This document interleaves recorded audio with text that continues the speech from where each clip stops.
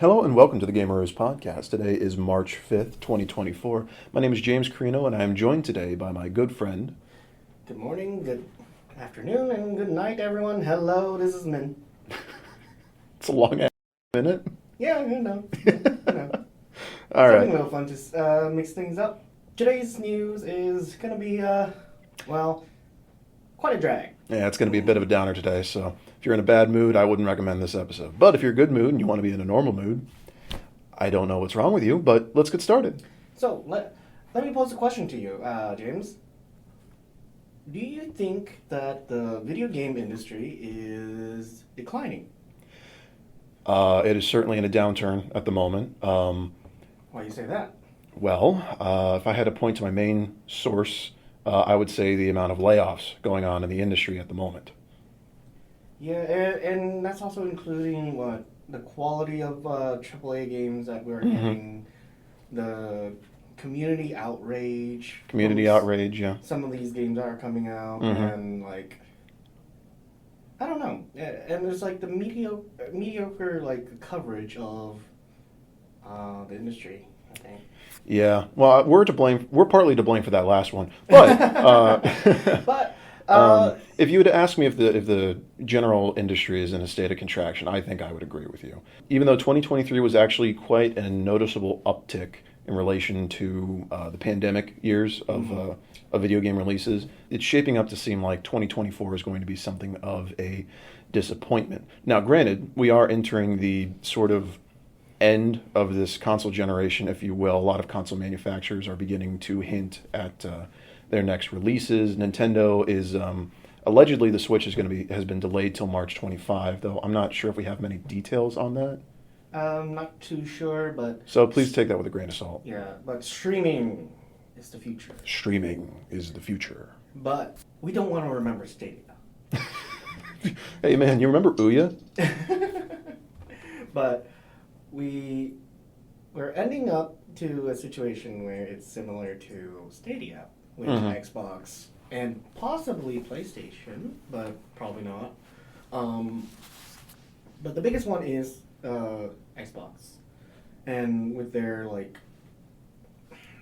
with a Game Pass program. With the Game Pass program and how many studios they've been acquiring, and their recent switch to multi-platform on many of their larger titles. Now, again, we've covered a lot of Xbox's issues in the past few weeks, but it does stand to reason to say that there is a stretch to, I guess, decentralized gaming. Now, let's move away from streaming, since we've been ranting about that for the last few episodes. And, Not a bad idea. And let's talk about a different pain point that the industry is facing, is, you pointed out, layoffs. And good, bad, we don't know. Let's look at what's been happening in the industry. So primarily, there have been hundreds of employees being laid off at major studios such as ZeniMax, EA, a few more spring to mind. I think Game Freak, maybe? Or there's too many to count at this point.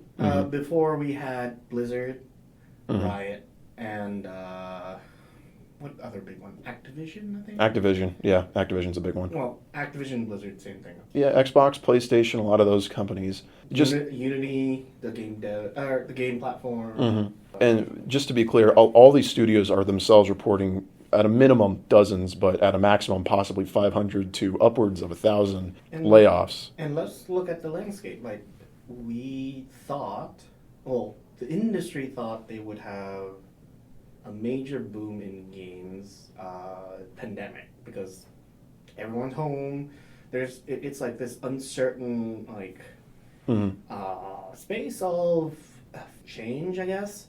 People were thinking, okay, it's going to be a new norm and we're going to stay indoors more, which kind of is true with a lot of more companies being work from home. And it's shaping out to be a very interesting landscape for games, because nowadays, what do you think of games? Well, I guess I think of the flavor of the month kind of games. I think of the backlog that I play on a regular basis. I think of the occasional AAA game that comes along and has some sort of egg on its face situation. But it's a norm, right? Right, yeah. Right. People are thinking that games are becoming a norm. Mm-hmm. But then I think, right, I think it has to do with more of a more basic kind of thing, financial, you know? Mm-hmm. I think games are, like the more popular games, are getting too expensive. Oh, absolutely. Yeah. And that's leading to, not much people buying games, or like not much mainstream buying of games. Mm-hmm. People are still willing to fork out, the $10 to $30, $40 for your cult classic. Yeah. So look at the success of Helldivers 2. Helldivers 2, Power World, Visceral Company.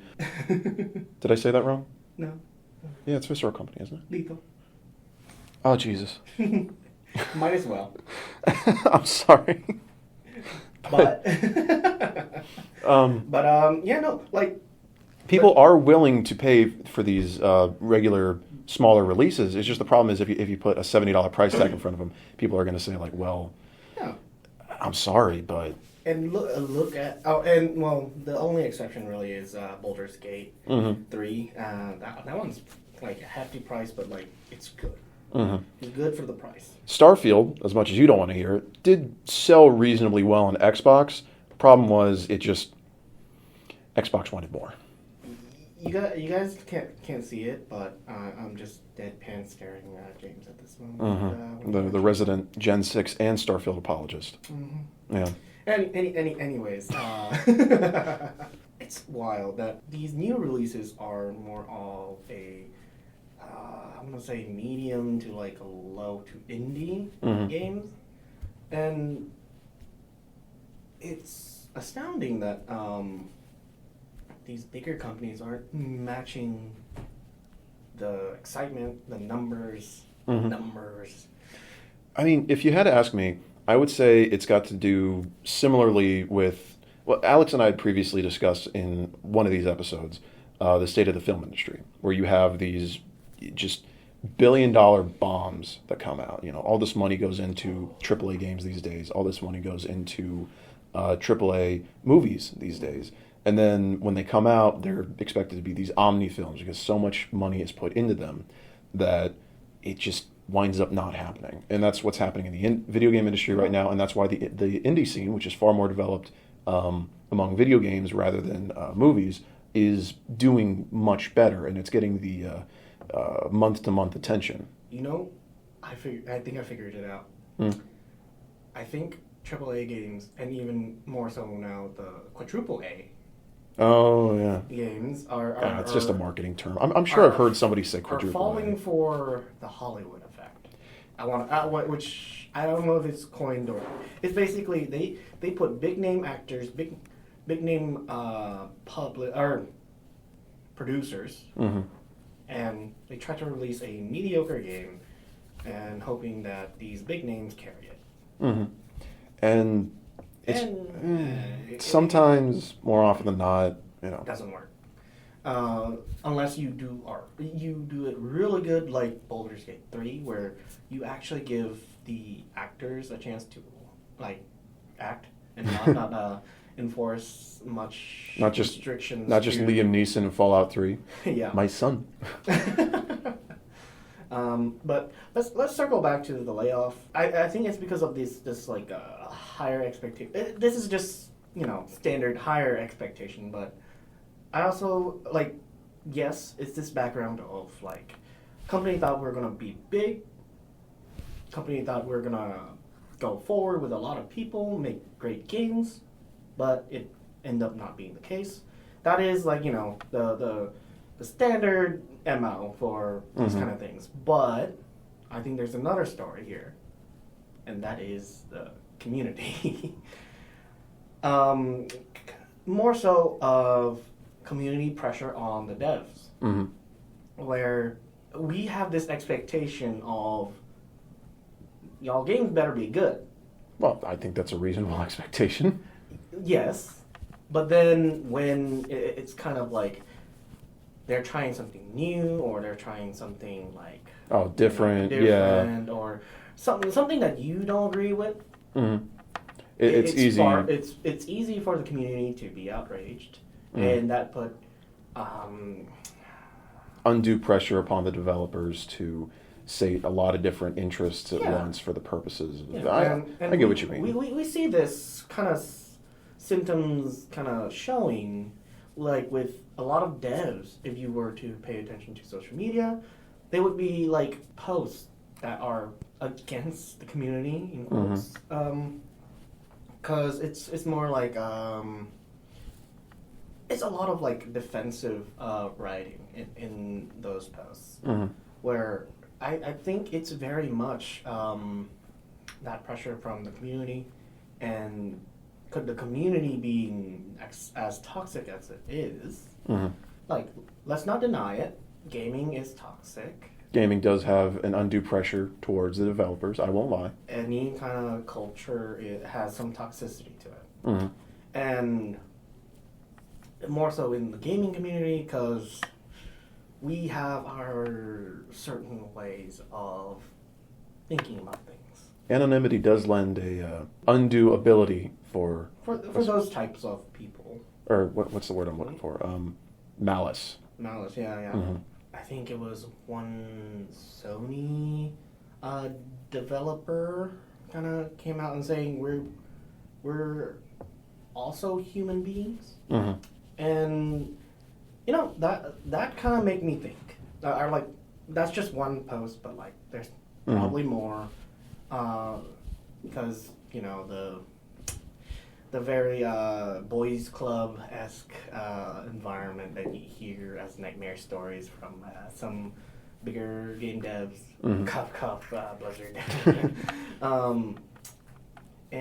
and to some degree Riot, but you know, I think they're trying to fix that image, but you know, we won't know.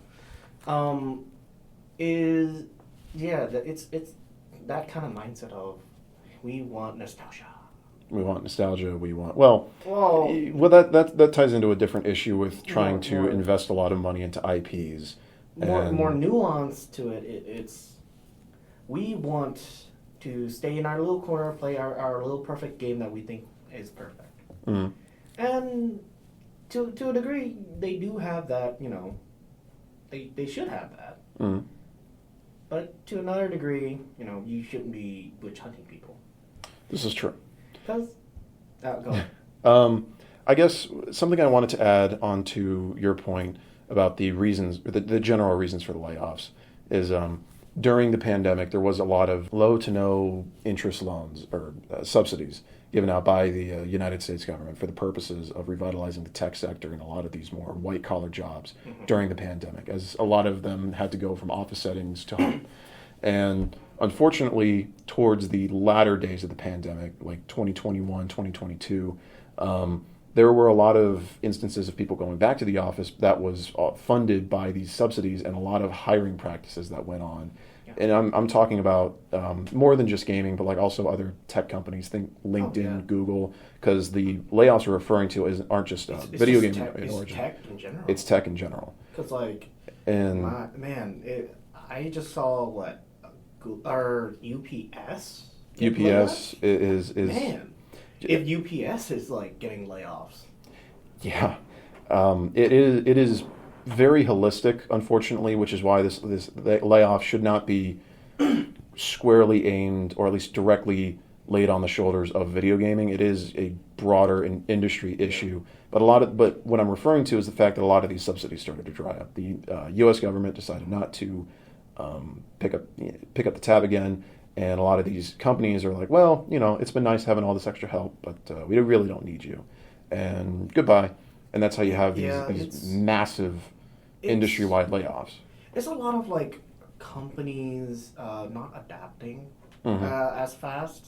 I think what you were referring to earlier is that there was an expectation of growth, because you saw a lot of Warzone comes to mind in Call of Duty 2019, when that was free to play, and the sheer explosion of popularity there was. And I'm sure Activision said, we're going to take these subsidies. We're sure that if we can keep this growth up and capitalize on it, we can keep these employees on, and we can, X, Y, and Z. But then that wound up not being the case due to the difficulties with Cold War, Vanguard, Modern Warfare 2, and especially Modern Warfare 3. I think that's a different like pain point that the community has been like kind of boiling against live services. Well, yeah, that's true. But at the same time, Vanguard and Modern Warfare 3 just sucked. If they wanted us to be, us to be a content community, they shouldn't have put out a bad game. I mean, yeah, that's just the problem of AAA games. Granted, Modern Warfare 3, that was a matter of major objective switching in the middle of development that would be undue towards any developer. I want to make that extremely clear as a caveat. That's, having like your lead people like leave. Like in any game is just catastrophic. Yeah, there are few instances of that ever going well. But yeah, no, it's a complicated layoffs for whatever company is a hard decision. No, I mean it may not look like it in the financial scope because you cutting your costs, I guess. But like. In a more nuanced sense, layoffs are hard to kind of visualize, especially in a gaming, or in this case, the gaming industry, because these people are your... they're your lifeblood. They're the people that make the magic happen. They are the ones that make the gears go. They either draw your art, make your music, do your tech, or they write the code, they write the engine, they script the events, they perform the animations, they patch, they community manage, they do all these maintenance, and then you got tech support or customer support, and then you get like decision makers, which again producers and directors and auteurs are all important because they are the vision, and it's hard to kind of build on the fact that I have to lay off workers that I have picked to be in this company and now to help with this little thing. And the books say, well, you got to let a ton of them go. It must have been like picking limbs, man. It is. And also, like, it's not so great especially not so great for the workers at the end of the day, because you're getting laid off. One, you're also getting, like, hounded by the community about making a bad game or, like, whatever. It's rough. It's rough, and unfortunately, that's kind of what the industry is. That's the direction the industry is going into for the next console generation, and regrettably, because of the reasons we listed prior, it appears that the computer software, the video gaming industry, and many just tech sectors are going to be in a state of contraction for the foreseeable future, and quite frankly, I don't see any real upside to this until the industry normalizes and it can start to regrow in earnest. Let's talk about that, actually. How do you think the video game industry can bounce back from this? Outside of, get a banger game. Well, I wish it really could be more nuanced, but quite frankly, I think you hit the nail on the head. There's an old quote from Disney CEO Michael Eisner, who took on it eventually became a controversial position for him, but he did rescue the company from a poor state of being in the 80s, I think. Where he had a philosophy of singles and doubles. And the idea was just to forget the massive projects outside of ensuring company brand and just decent game or decent movie after decent movie after decent project after decent return on any particular investment. And that's ultimately what brought the company of Disney into a much more successful 90s and 2000s and into the 2010s. Basically, until he had to be let go in, I think, 2004 or 2005 for his own poor investments, and that's what the company rode on until the recent day. And quite frankly, I think if you're a major decision maker at any particular video games company, that should be your mantra. All these AAA games that we're trying to pour hundreds of millions of dollars into, quite frankly, are not making their return on investment. So the only thing you can do is to make these big return on investment games that, It doesn't necessarily, that implies made on the cheap and profit off of it as much as possible. But generally speaking, just cultivate new IPs. Generally speaking, just revitalize old IPs. Generally speaking, just try to keep production scope limited to the point where it is reasonable to expect a return on investment and accept the fact that you're going to have a couple of games that simply do not perform. We're talking like diversify the amount of platforms that you make games for. We're talking diversify the amount of genres and audiences that you intend to make games for. And just in general, from a business sense, try to put yourself into as many different revenue-producing opportunities as possible. And I think over the course of 5 to 10 years, you will see a significant strength return to the video game industry, because they're saying we're not going to be putting out these $70, $80, $90, depending on how crazy it is, these video games that simply don't return on their investment, and we're simply going to try and appeal to the patently decentralizing video game industry. I don't think there's going to be as much of a AAA season anymore, because it doesn't seem like there's interest for that. And clearly, these flavor of the month games, I say that, and I used it as a derogatory term in the past, but if that's what it takes, to sell your game, then actually let's. No, more than that. Be nuanced on flavor of the month. You can't ever be flavor of the month, because you will always be compared, and that's coming from a person that do play the flavor of the month. But I guess sorry to interrupt, but I guess let me put it in a games enthusiast kind of view. I think game companies should just honestly go back to the root of what game industry is. Make fun games. Make fun games. It's as simple as that. Yeah, and I think AAA are missing the point when they are clinging to IPs for this long.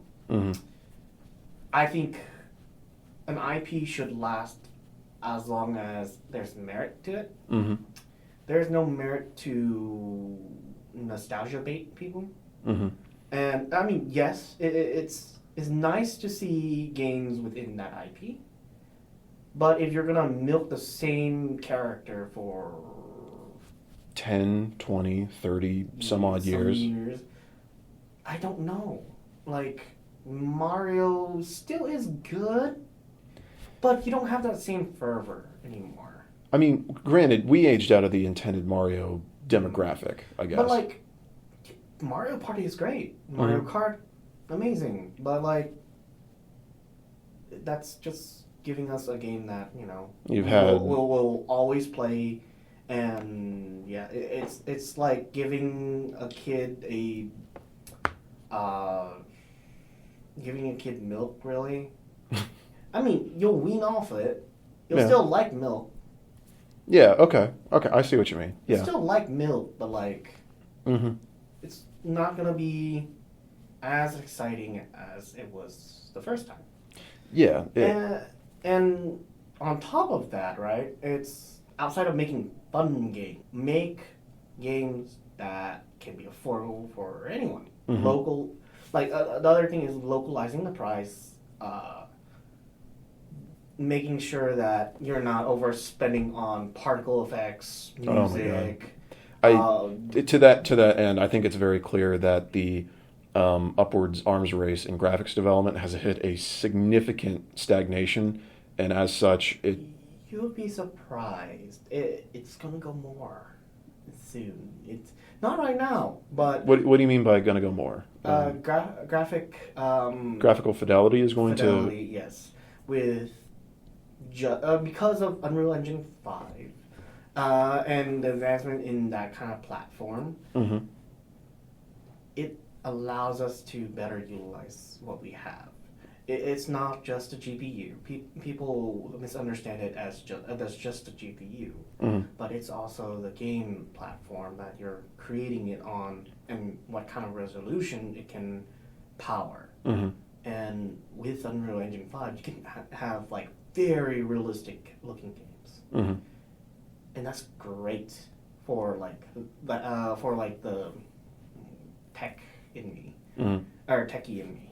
But besides the point, right? Like,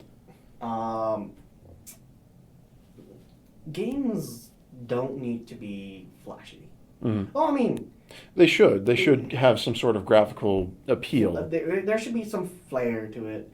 There should be something that grabs you. Right, but if you're just investing in terribly GPU-heavy particle and ray tracing and reflection effects that are nice, but you can either fake it pretty well or just are not worth the sheer amount of time it takes to program that in, because it's, I mean, the turnaround between games these days is insane. Because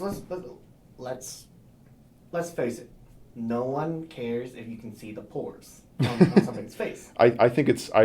Honestly, I think it's uncanny at some point. It's just it's.